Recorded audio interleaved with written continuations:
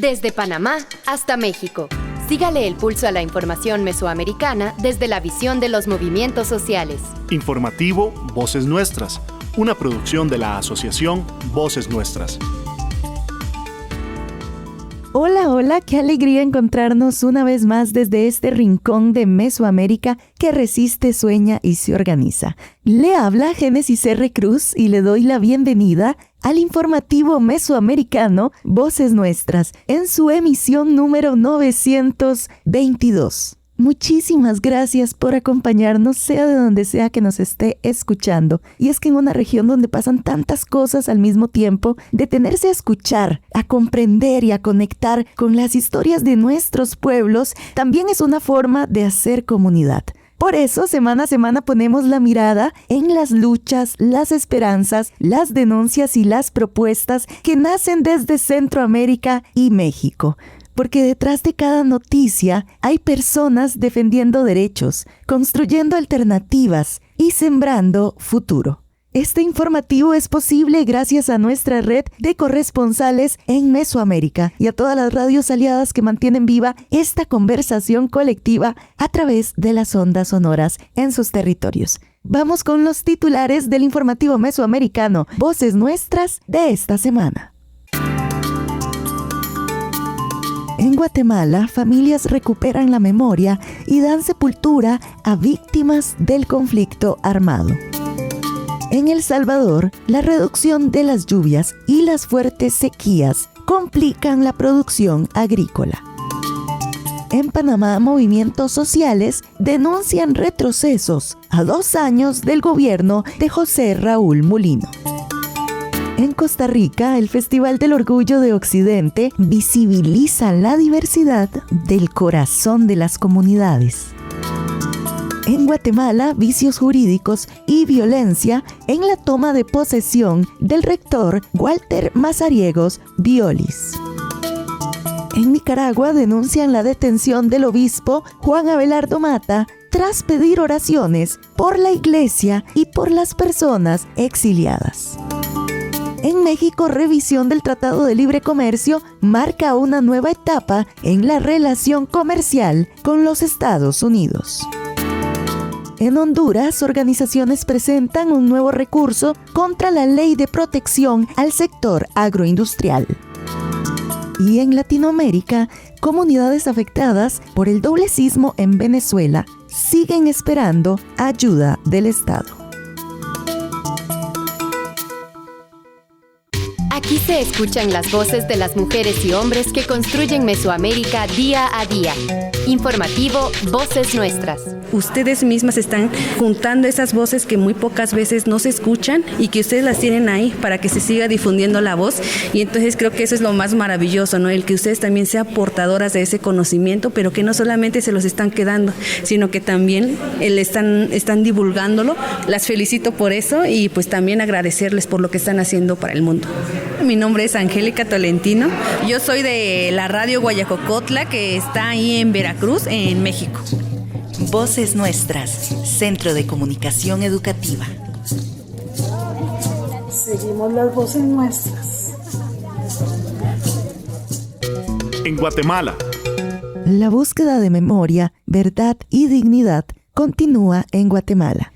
El 29 de junio, familiares de más de 60 personas asesinadas por el ejército en 1982 realizaron una ceremonia para darles sepultura, tras décadas de permanecer en fosas clandestinas. Los detalles en el siguiente reporte de Juan Pablo Montenegro Rojas desde Ciudad de Guatemala.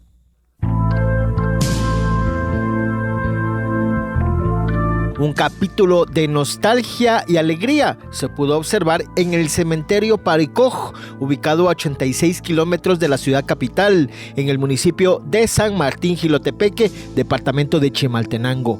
José Silvio Tay es integrante de la Asociación Justicia y Reconciliación AJR. Nos cuenta sobre la inhumación de más de 60 víctimas del conflicto armado interno, personas que fueron asesinadas por el ejército de Guatemala. En esta ocasión, en este 29 de junio, pues Dignificamos de manera adecuada a 68 osamentas recuperadas del conflicto armado interno.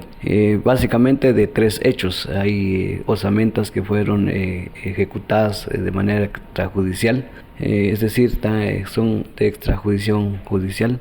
Hay desaparición forzada y masacres. Las 68 osamentas son de varias fosas clandestinas. Hay más o menos 20 osamentas que fueron exhumados de un destacamento militar cercana a la comunidad, cercana a Pacoj. Hay un grupo que fue 8 personas que fueron ejecutadas ante una multitud de gente. Son 3 aldeas que reunió el ejército de Guatemala y pues ahí le dieron el tiro de gracia a estos 8 familiares. Y los demás son masacres y desaparición forzada. Si alguien me diga si ha visto a mi esposo, preguntaba la doña. En este proceso de inhumación se encuentran familiares de José Silvio Tay. A continuación nos cuenta cuáles son los parentescos. Está un tío, está también un primo en esa inhumación. Sin embargo, mi abuelo y otros familiares también han fallecido, fueron ejecutados en esa fecha o en esos años, 1982, solo que está en un cementerio y está en una fosa común. No lo hemos querido recuperar porque está en un cementerio. Salió anoche y no ha regresado. Y no sé ya qué pensar, pues esto antes no me había pasado. Las víctimas eran originarias de las aldeas Chejucón, Cruz Nueva y Pacoj del municipio de San Martín Jilotepeque, Chimaltenango. Silvio Tay nos comenta que el Estado no se involucra en los procesos de búsqueda de personas desaparecidas. Son las mismas organizaciones, las asociaciones de familiares de víctimas, las que se deben encargar de los procesos de búsqueda, acompañados por la Fundación de Antropología Forense de Guatemala, FAFG, y el Centro de Análisis Forenses y Ciencias Aplicadas, CAFCA. Lo hace la víctima y la organización, en este caso la Asociación para la Justicia y Reconciliación, es la que tiene, digamos, como la potestad de presentar el caso ante la fiscalía. La fiscal pues lo que hace es juntar la información, lo que ya tenemos y la información que las familias dan. No saben de ella en la PSN, viene el hospital. Las personas sobrevivientes del conflicto armado interno cuentan que para ellos y ellas es importante el conocer la verdad de lo ocurrido a sus seres queridos desaparecidos, pero que cuentan con algunas complicaciones a la hora de dar a conocer los hechos de lo que ocurrió a su ser querido. Es por ello que es importante que la comunicación comunitaria esté presente en estos procesos. A continuación, la periodista Carolina Sinay nos cuenta desde su experiencia cómo se vive un proceso de inhumación. Creo que en este espacio mi labor es poder informar desde la perspectiva sin minimizar los sentimientos. Nosotros como comunicadores no somos la voz de nadie. Nosotros somos un canal para que las demás voces se escuchen. Aperturar esos espacios, un cortometraje, para que las personas vean que todavía hay personas sufriendo, porque hay unos desalmados que dicen, no, si eso ya pasó hace muchos años, eso ya fue, ya pasó, lo pasado olvidado. Y no, hay que recordar siempre que el que no conoce su historia está condenado a repetirla. Pantalón blanco, camisa rayas, paso anteayer. El conflicto armado en Guatemala dejó un saldo de 200,000 personas afectadas, 45,000 personas desaparecidas, siendo un grupo de 5,000 niños y niñas. Hasta el momento se han realizado procesos de búsqueda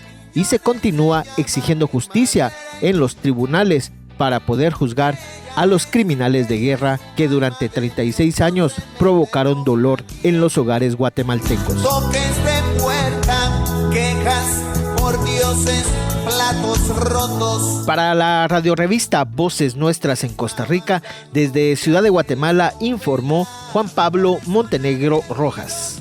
Federación Guatemalteca de Escuelas Radiofónicas, FEGER. ¿A dónde van los desaparecidos?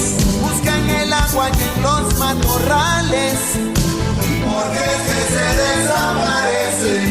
porque no todos somos iguales. En El Salvador, cuando la lluvia no llega a tiempo, el impacto se siente mucho más allá del clima.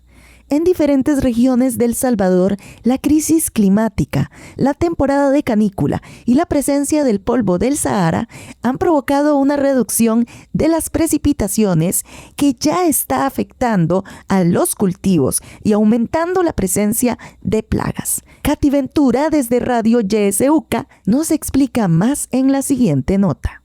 El Salvador enfrenta las primeras condiciones de sequía meteorológica de la temporada, con una reducción de lluvias registradas desde el pasado 23 de junio. Según el informe Restricciones de lluvias y condiciones de sequía meteorológica en El Salvador, del Ministerio de Medio Ambiente y Recursos Naturales, MAR. De acuerdo con el informe, la disminución de precipitaciones coincide con el inicio del periodo canicular, además del incremento de temperaturas y la presencia de polvo del Sahara, condiciones que han favorecido el establecimiento del primer evento seco de la temporada en el territorio nacional. Actualmente, el MAR registra entre 5 y 6 días secos consecutivos en zonas de Oriente, la región paracentral y el departamento de Chalatenango. Además, 42 estaciones de monitoreo presentan condiciones de sequía meteorológica débil en diferentes puntos del país. El informe también identifica zonas puntuales con condiciones de ligero déficit o seco en departamentos como Cabañas, La Paz, Santa Ana y Ahuachapán. Para los agricultores, estas condiciones ya comienzan a generar afectaciones en el campo, señala Adalberto Blanco de la Mesa Permanente para la Gestión de Riesgos. Explicó que algunos agricultores que sembraron durante las últimas semanas de junio enfrentan problemas debido a la falta de humedad en el suelo, como las afectaciones de la proliferación del gusano goyero en el maíz. Algunos productores y productoras que sembraron en la última parte de junio, en algunos casos pues no ha nacido la semilla que utilizaron porque no ha llovido lo suficiente. Otros productores y productoras que sembraron a inicios de junio están viendo la aparición de una proliferación de gusanos cogolleros a causa de la falta de lluvia, o sea que además del periodo de sequía también están siendo afectados ahorita por la proliferación de estos insectos que están dañando de alguna manera ya los cultivos, especialmente el de maíz. Pero si se prolonga por mucho tiempo este periodo de canícula, pues puede ya empezar a afectar de mayor medida los cultivos. El representante de la mesa advirtió que si el periodo seco se prolonga, los impactos podrían aumentar no solo en la agricultura, sino también en la producción ganadera por la disminución de agua y alimento disponible para los animales. Además, señaló que estas afectaciones ocurren en un contexto de reducción en la producción nacional de granos básicos. Citando datos del Censo Agropecuario 2025, explicó que la producción de maíz pasó en niveles máximos de hasta 17 millones de quintales a poco más de 11 millones de quintales, mientras que el frijol disminuyó de más de 2.5 millones de quintales a alrededor de 900,000 quintales. Según Blanco, esta reducción productiva puede generar presiones sobre el abastecimiento y los precios de los alimentos en los próximos meses. En cuanto a las afectaciones a futuro en el tema productivo, El Salvador se enfrenta a un déficit considerable de la producción nacional de alimentos. Esto, por supuesto, va a tener un efecto subsecuente en el tema de los precios de los alimentos. De momento, pues hemos visto un incremento en los últimos 5 meses de 2026. Hemos visto que la canasta básica urbana aumentó más de $7. Y en los últimos años hemos visto que julio y agosto son meses en los que la canasta básica se incrementa. Entonces no vemos en el corto plazo un panorama de reducción de precios que pueda aliviar un poco la canasta básica y el bolsillo de la familia salvadoreña. El MAR prevé que las condiciones calurosas continuarán en el territorio nacional. Sin embargo, mantiene baja la probabilidad de una ola de calor. La institución también señala señala que algunas ondas tropicales podrían generar lluvias aisladas, principalmente en zonas occidentales y centrales del país. Desde Radio YSUCA en El Salvador para el informativo Voces Nuestras, informó Katy Ventura. En Panamá. Mientras el presidente José Raúl Mulino presentaba su segundo informe a la nación, las calles de la capital panameña fueron el escenario de una jornada de protesta. Diversas organizaciones salieron a manifestarse para denunciar lo que consideran un aumento de la represión, el debilitamiento de los derechos laborales y nuevas amenazas a la soberanía nacional. Con el reporte, Dania Betsy Batista Guevara, desde Radio Temblor Internacional. El pasado 1 de julio, mientras la Asamblea Nacional escogía su nueva junta directiva y el presidente José Raúl Mulino presentaba su segundo informe a la nación, organizaciones populares realizaron una marcha en la ciudad de Panamá para expresar su rechazo a la gestión gubernamental. Los manifestantes sostienen que durante estos 2 años de administración, el gobierno ha privilegiado los intereses de los grandes grupos económicos por encima de las necesidades de la población. Entre las principales críticas señalaron la represión de las protestas sociales, la destitución de docentes, la persecución de dirigentes sindicales y las denuncias de violación a los derechos humanos registradas durante las movilizaciones del año pasado. También cuestionaron la intención de reabrir el debate sobre la minería metálica, pese al fallo de inconstitucionalidad de la Corte Suprema de Justicia de 2023, así como la reforma a la Caja del Seguro Social y las políticas que afectan a los trabajadores jubilados y comunidades. Las organizaciones expresaron además su preocupación por la creciente influencia de Estados Unidos en asuntos considerados estratégicos para el país y reiteraron la necesidad de defender la soberanía nacional. Escuchemos las declaraciones de Richard Morales, profesor de Ciencia Política de la Universidad de Panamá, economista político.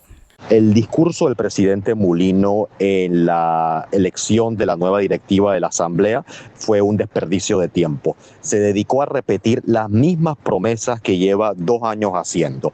Promesas que se enfocan en lo que ha sido el mayor fracaso de su gestión, en que se han empeorado las condiciones de vida de las grandes mayorías. El aumento del desempleo, el aumento del costo de la canasta básica, el deterioro de los servicios públicos. En eso se enfoca este nuevo Panamá para ti, que es el nuevo plan, pero un plan que presenta sin estrategia real y no puede tener estrategia porque el único saldo de sus 2 años ha sido trabajar para el sector empresarial y él mismo lo definió como un gobierno del empresariado y lo vemos con la ley 462 que privatiza la Caja del Seguro Social y lo vemos con la ley de sustancia económica y con su intención de reabrir la mina, que no se atrevió a decir de frente que ya tiene la intención de hacerlo. De lo que sí se ufanó es de que es un gobierno que vino a poner orden y ese orden lo que ha significado es represión y persecución política, porque el único saldo real de este gobierno es 2 años de represión y persecución a los movimientos sociales, a los sindicatos, a los estudiantes,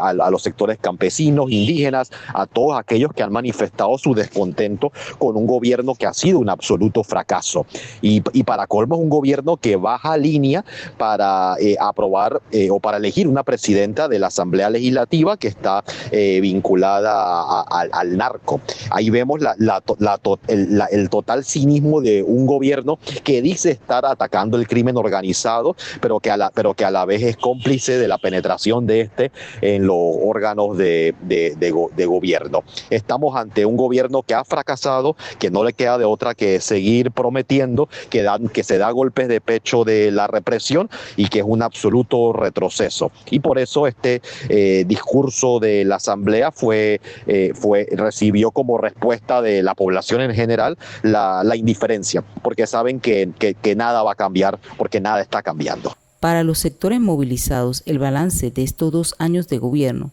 refleja un creciente distanciamiento entre las decisiones oficiales y las demandas de amplios sectores de la población. En ese contexto, consideran que la organización social y la participación ciudadana seguirán siendo fundamentales para la defensa de los derechos, la soberanía y la justicia social en Panamá. Desde Panamá, soy Dania Betsy Batista Guevara, Radio Temblor Internacional para el informativo Voces Nuestras. En Costa Rica.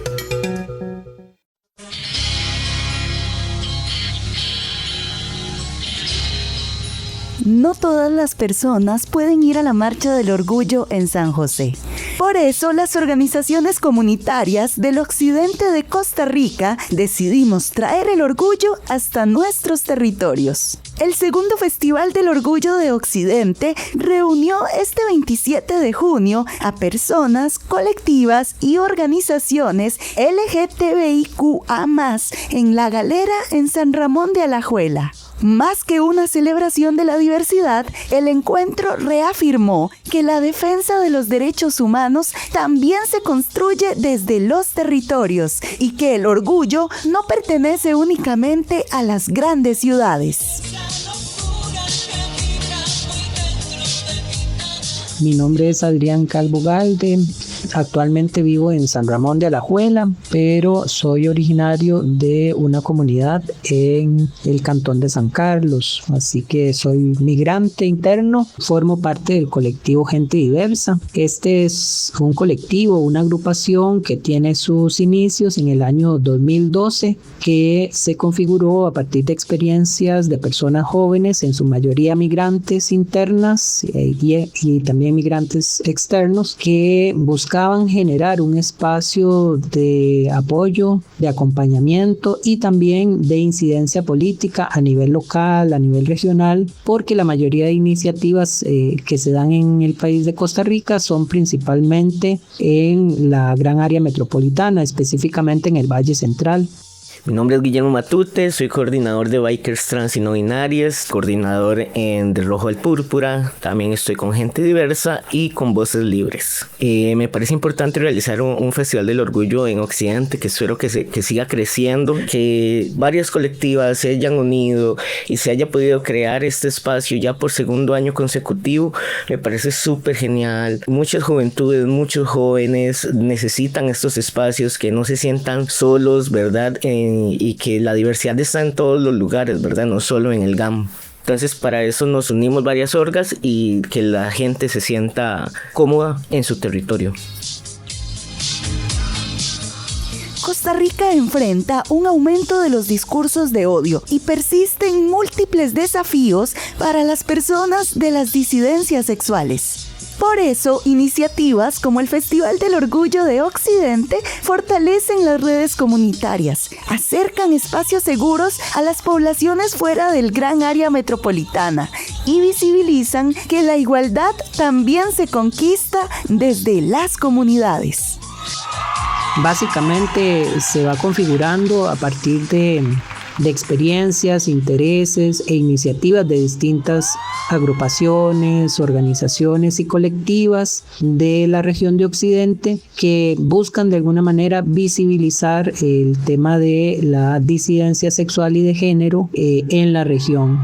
Básicamente nuestro objetivo fue abrir un espacio para que las personas de la diversidad sexual y de género puedan participar y salir un poco de la lógica del Valle Central, precisamente para que personas de distintos cantones de la región de Occidente, llámese Palmares, Naranjo, San Ramón y otras localidades, puedan participar de este espacio de manera accesible. Este año hubo de todo un poco, bodas diversas, la música alternativa también construidas por personas de la disidencia sexual, un show drag, tuvimos karaoke diverso, o sea, un espacio de karaoke para personas de la comunidad que quisieran participar.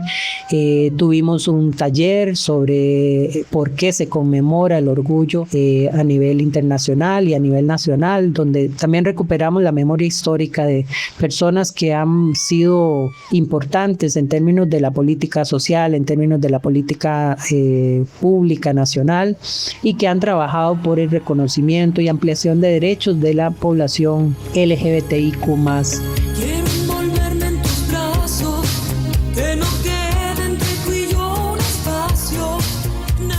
Llevar el orgullo a Occidente significa acercar espacios seguros a quienes históricamente han tenido que desplazarse para encontrarlos, fortalecer las redes comunitarias y demostrar que la defensa de los derechos humanos también se construye desde las comunidades. Me llamo Del Villalobos, formo parte de la colectiva Soñemos con Crecer y vivo en Palmares. Creo que el mensaje más importante que me dejó el festival es que somos muchas personas queer interesadas en el arte y en la cultura en el área de Occidente. Y yo creo que para nosotras encontrarnos significa reconocer que existimos y resistimos en Occidente y no somos tan poquitos como nos hicieron pensar. Creo que es importante que sigamos haciendo ese tipo de espacios, tanto en Occidente como en otras zonas del país, para que las personas queer podamos ver que hay otras personas como nosotras, que no somos las únicas y que no solo estamos en internet. Creo que ahora más que nunca, con los avances de la ultraderecha en la región, tenemos que estar más unidos que nunca, darnos fuerza unos a otros para poder dar apoyo a las personas más jóvenes, también poder unirnos, crear espacios seguros, hacer talleres, crear alianzas. También esperaría e incitaría que se repitan este tipo de cosas en otros lugares, ¿verdad? En otras regiones, para que más personas puedan encontrar ese espacio seguro que tanto han buscado.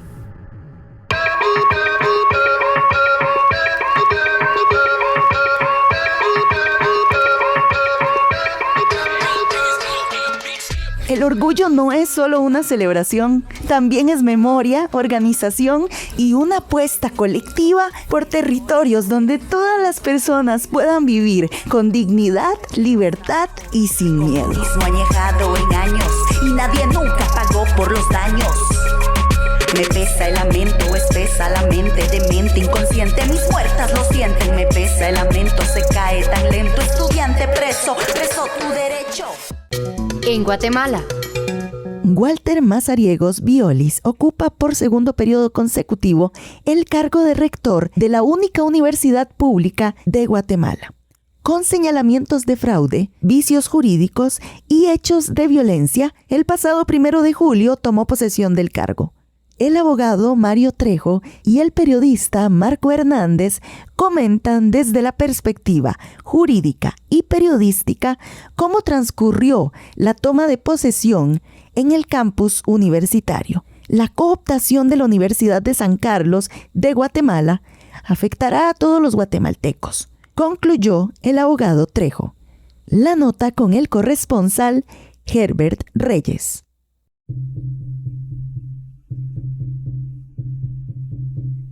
Mi nombre es Mario Trejo, soy abogado.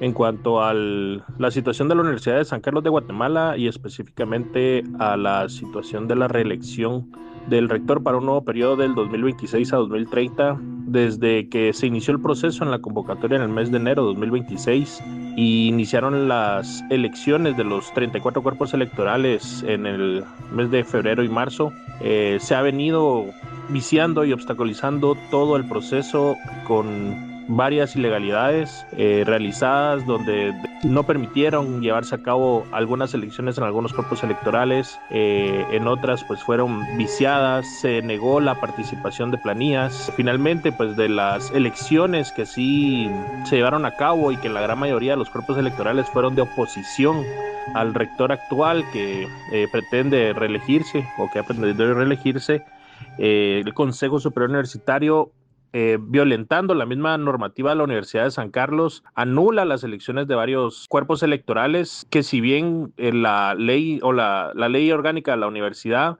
y los reglamentos les permiten verificar si existiera algún vicio a consideración de ellos, pero deben de ordenar la repetición inmediata de la misma. Sin embargo, pues el Consejo Superior Universitario anula las elecciones de varios cuerpos electorales a 2 días de la elección de rector, dejando fuera más de 17 cuerpos electorales y consuma y lleva a cabo la elección de rector, habiendo únicamente solo un participante como candidato para hacerlo, que era el rector actual, buscando su reelección. De los pocos cuerpos electorales que asistieron a esa elección que se les permitió y que se les acreditó, no se llevó a cabo el quórum necesario para lo mismo. Sin embargo, los pocos electores afines a Walter Mazariegos pues lo declaran electo como tal. Posteriormente, nuevamente el Consejo Superior Universitario vuelve a avalar esta elección y específicamente la reelección de Walter Mazariegos, y en ese sentido pues el día de hoy pues le dan posesión para un nuevo periodo utilizando el campus universitario de la Universidad de San Carlos de Guatemala, del campus central, como que fuera un cuartel, una fortaleza con gente armada, agrediendo a manifestantes al exterior del campus, tratando de consumar nuevamente una elección fraudulenta, procesos fraudulentos en la Universidad de San Carlos.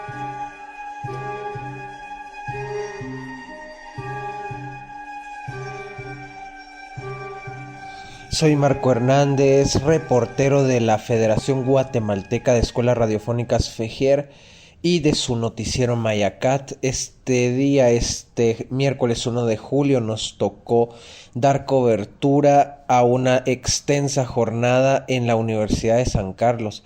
Hoy tomó posesión del cargo el rector, un rector señalado de corrupción, señalado de fraude electoral. Pero no es la primera vez, esta es la segunda vez que Walter Mazariegos queda como rector bajo las mismas circunstancias. En el 2022 la misma situación, acusado de corrupción electoral, nuevamente ahora más otro tipo de denuncias como su falta de finiquito. Pues la jornada de hoy se desarrolló en el campus central, mientras adentro habían bombas y una supuesta celebración por el nombramiento de Mazariegos. Fuera, estudiantes manifestaban, estudiantes expresaban su repudio a la corrupción en la única universidad pública del país.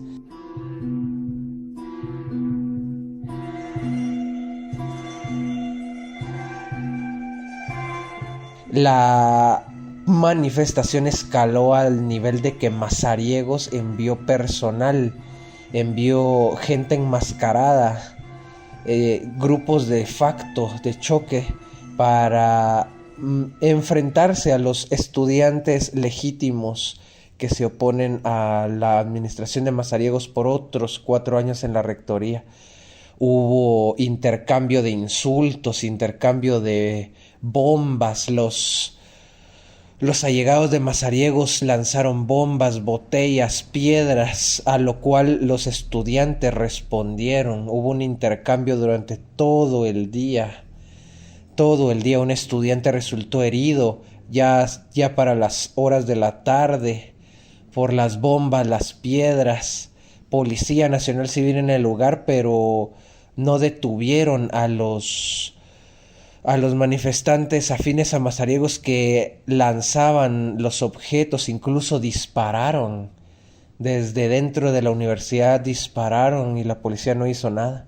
Finalmente los estudiantes culminaron la jornada con una conferencia de prensa donde manifestaron que van a seguir en pie, van a seguir luchando, que no van a rendirse por la defensa de la única universidad pública. Por hoy los enfrentamientos bélicos culminaron, pero veremos cómo continúan las cosas.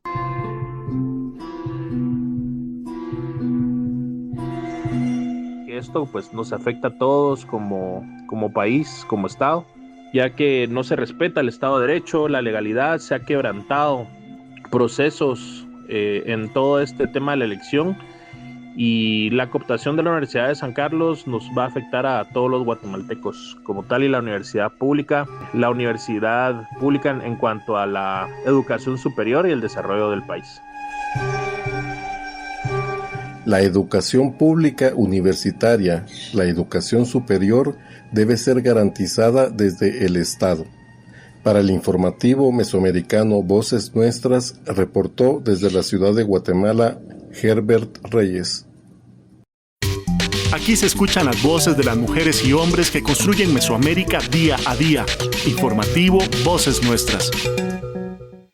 Alerta: Guatemala, El Salvador, Honduras, Nicaragua, Mesoamérica está en riesgo. Las personas defensoras de derechos humanos cumplen un rol fundamental en el fortalecimiento de la democracia y la construcción del buen vivir en la región mesoamericana. Permiten visibilizar las injusticias por la construcción de sociedades más equitativas, donde todas y todos gocen de las garantías mínimas para su desarrollo y bienestar. Las personas defensoras defensora luchan por sociedades donde las mujeres y los hombres, la niñez y juventud, los pueblos originarios y todas las poblaciones diversas podamos vivir en armonía con la naturaleza y en nuestro entorno. Es por ello que los estados y los gobiernos deben garantizar que las personas ejerzan su derecho a defender derechos. Mesoamérica está en riesgo. Urge crear un ambiente propicio para la defensa de los derechos.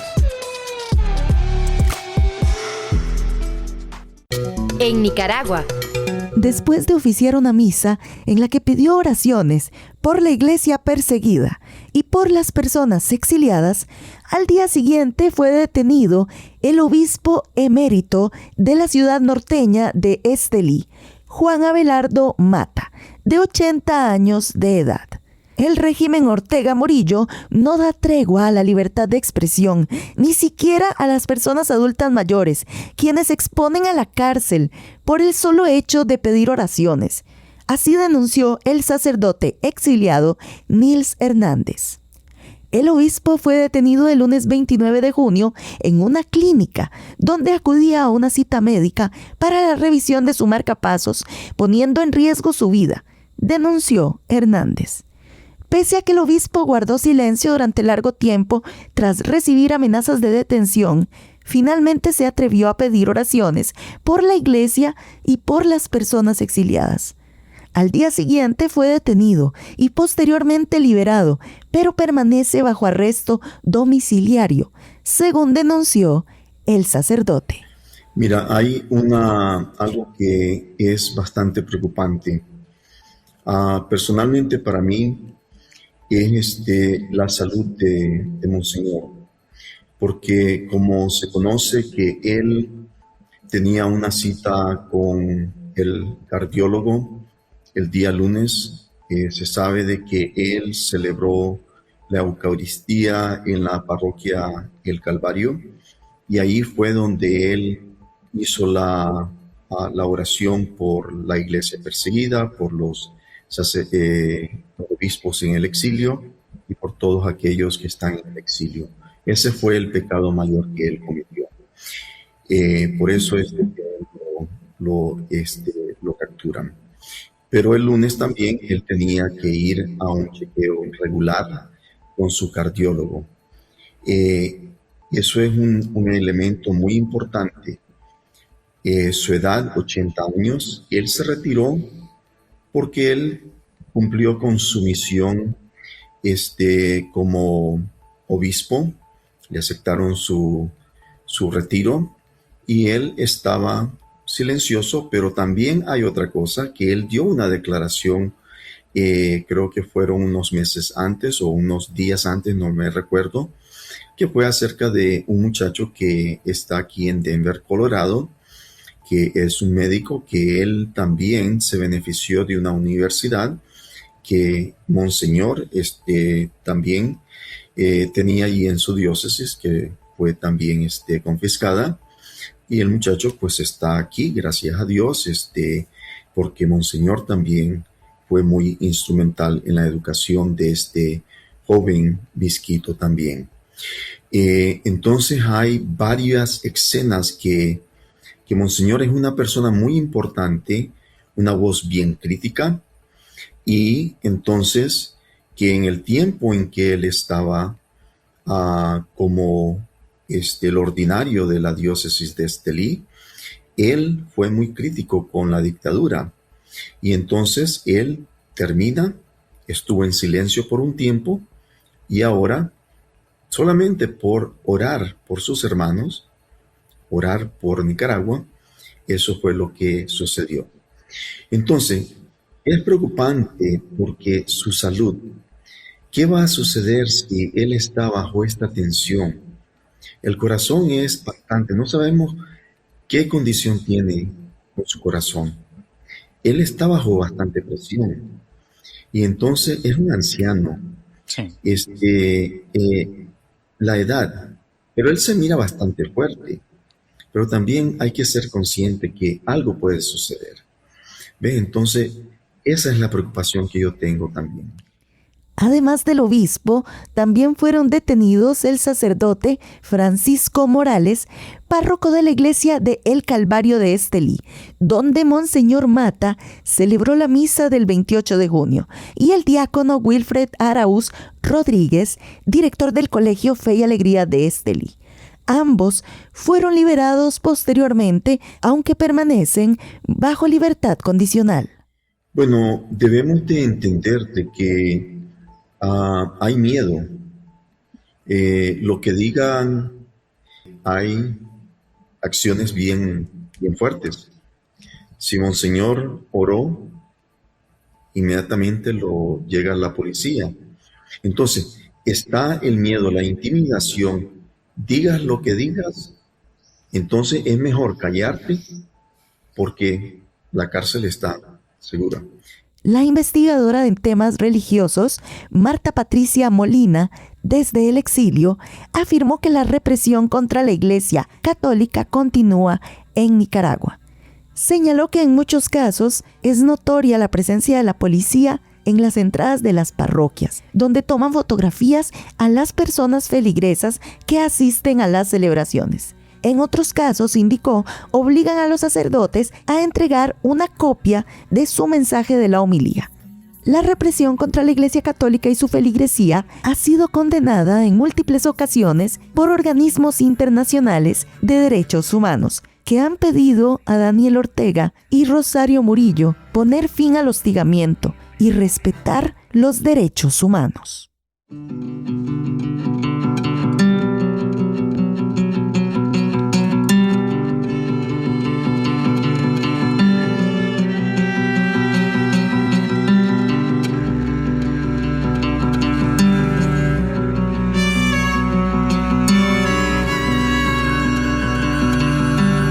Lamentos que brotan de la tierra, de sus entrañas con cicatrices, de las fosas que guardan la historia. Ni aún en la más apaciguada noche pueden encontrar sosiego. Loco, no me mates, no ando nada, no ando nada. Si lo vas a pegar, pégalo.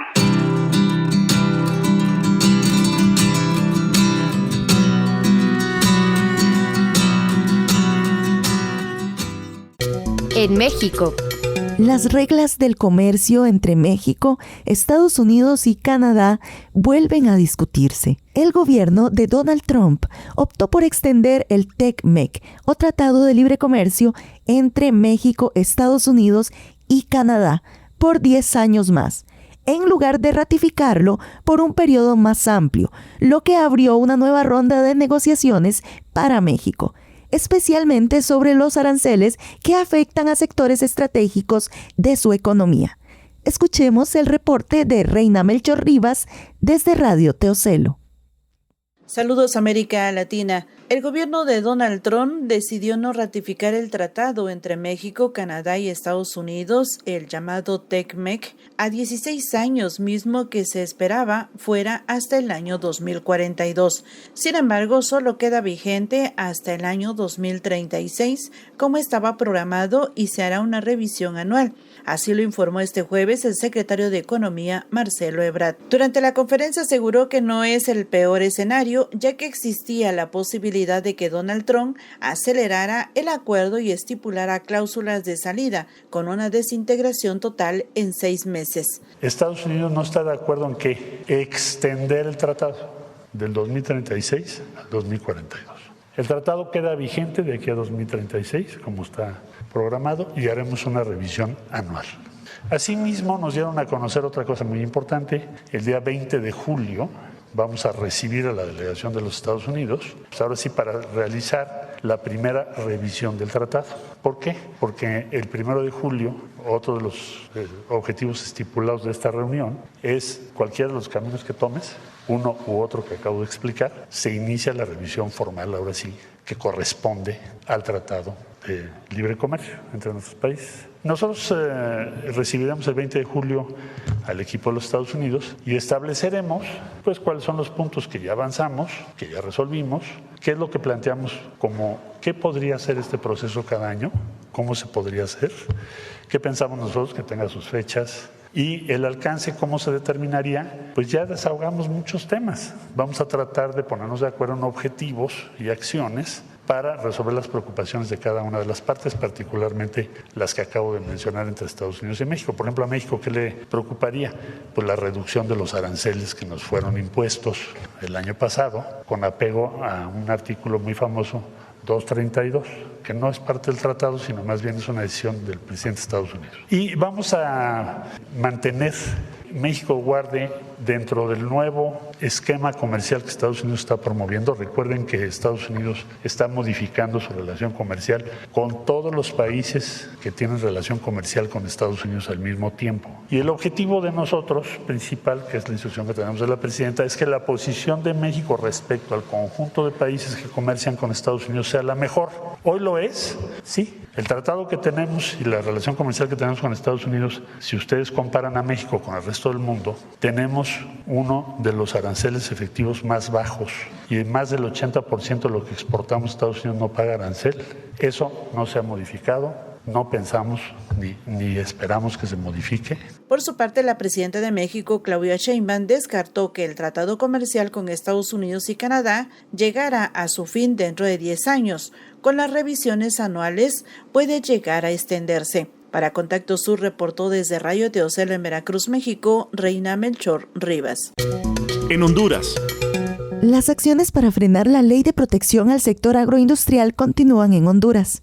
Organizaciones sociales presentaron un recurso de amparo y solicitaron medidas cautelares para suspender la aplicación de la normativa, respaldadas por firmas de personas de distintas regiones del país.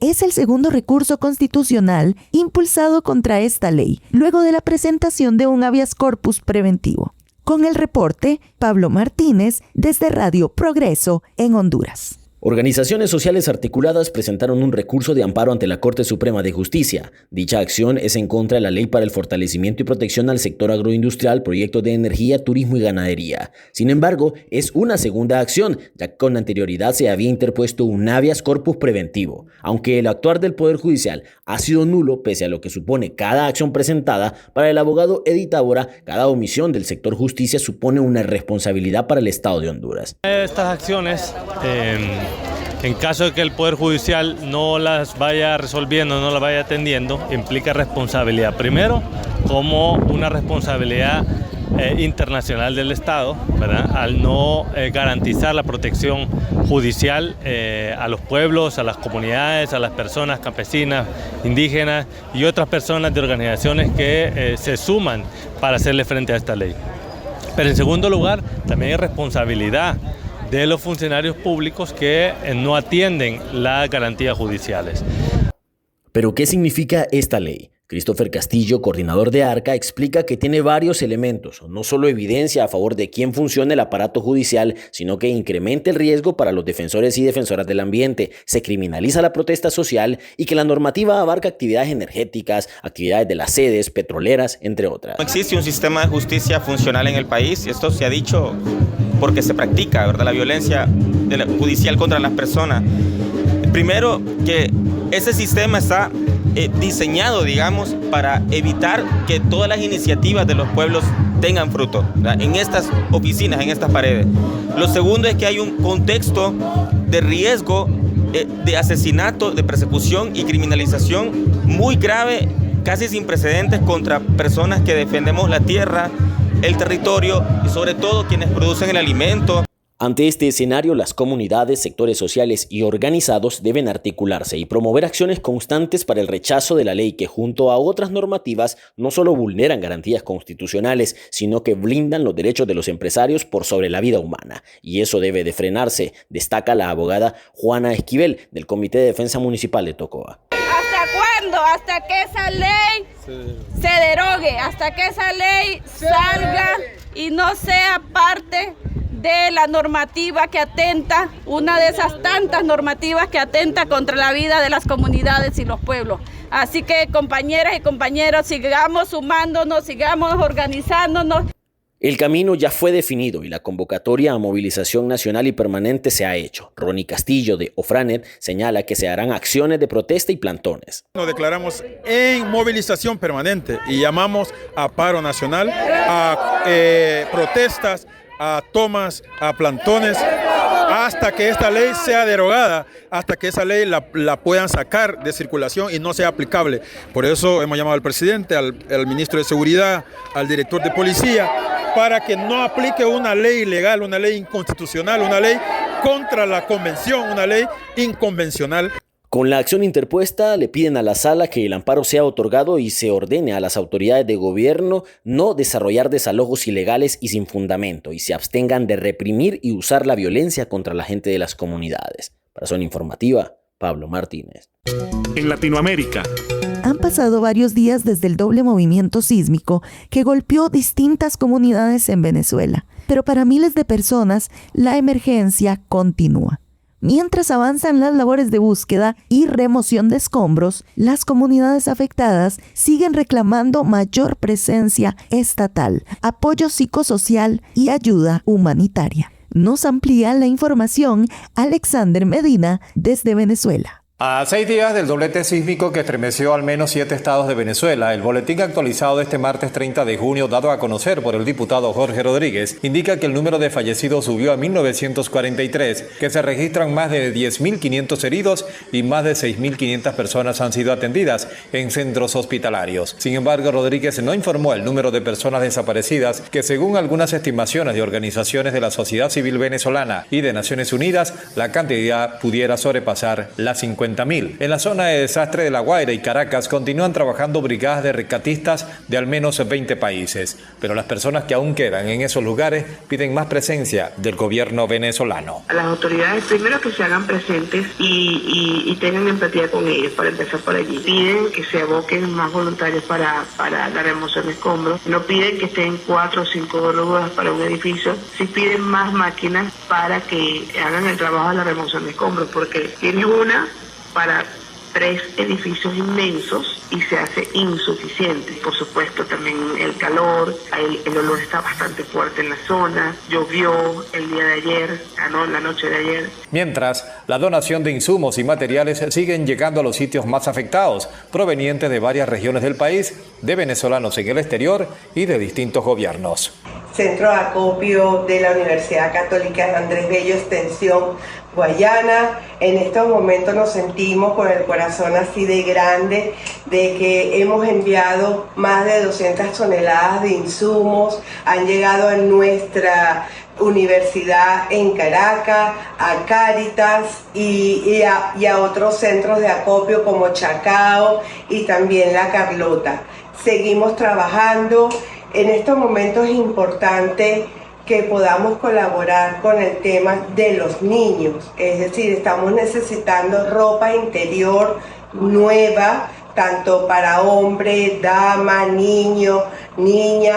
Seguimos recolectando todo lo que tiene que ver con el tema de los higienes personales. Por lo pronto, los anuncios más recientes de la presidenta encargada Delcy Rodríguez se enfocan en el levantamiento de proyectos para construcción de viviendas en un corto plazo para los damnificados. No obstante, no precisó qué harán mientras tanto con estas personas que quedaron acampando literalmente en la calle. Desde Venezuela, Alexander Medina para Contacto Sur.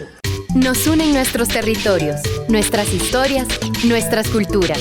Informativo Mesoamericano, Voces Nuestras. Muchas gracias por acompañarnos durante esta hora de información, análisis y periodismo comprometido con los derechos humanos y la dignidad de nuestros pueblos. Agradecemos profundamente a nuestra red de corresponsales en todo Mesoamérica, a las radios comunitarias y a los medios aliados que hacen posible que estas historias crucen fronteras. Y muchas gracias a todas las personas, organizaciones y comunidades que nos comparten sus voces y que confían en este espacio para contar lo que está ocurriendo en sus territorios. Este informativo es una producción del Centro de Comunicación Educativa Voces Nuestras, porque creemos que comunicar también es defender derechos, fortalecer democracia y construir memoria colectiva. Les habló Génesis R. Cruz. Muchísimas gracias por abrirnos un espacio en su día. Y recuerde que puede volver a escuchar esta y todas las emisiones anteriores en vocesnuestras.org y también seguirnos en las redes sociales como Voces Nuestras. Nos encontramos la próxima semana. Hasta pronto. Informativo Mesoamericano Voces Nuestras, una producción de la Asociación Voces Nuestras con el apoyo de la Red de Corresponsales, representantes de medios y organizaciones de Centroamérica y México y el apoyo de Rosa Luxemburg Stiftung y Pan para el Mundo.